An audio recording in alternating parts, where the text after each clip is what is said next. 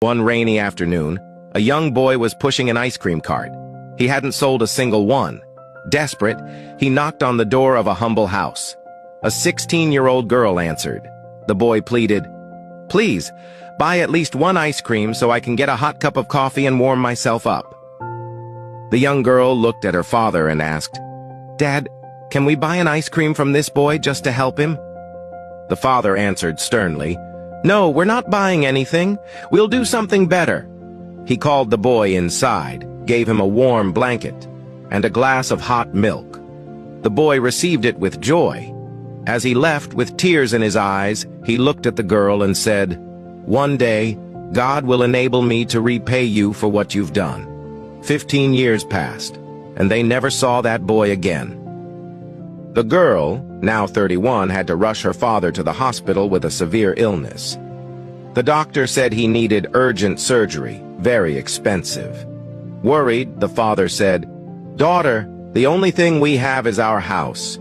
If I must sell it for this surgery, I would rather die. That house is all I can leave you." Right there in front of the doctor, he spoke these words. But the doctor looked at them calmly and said, "We'll do what's right. Let's operate and save your father's life. Later we'll talk about payment." The surgery was done with care and love. The father was saved. At the end, the daughter asked, "Doctor, how will we ever pay for this?" He replied, "Don't worry. The bill will arrive at your home with instructions." Days later, a letter came. The daughter opened it, and when she read it, she began to cry. The father asked, "What's wrong, my daughter? Why are you crying?" With trembling hands, she read aloud, "Your father's surgery was paid for 15 years ago. With a warm blanket and a glass of milk, God enabled me to return the favor that seemed small to you. But for me it meant everything. May the Lord continue to bless your family."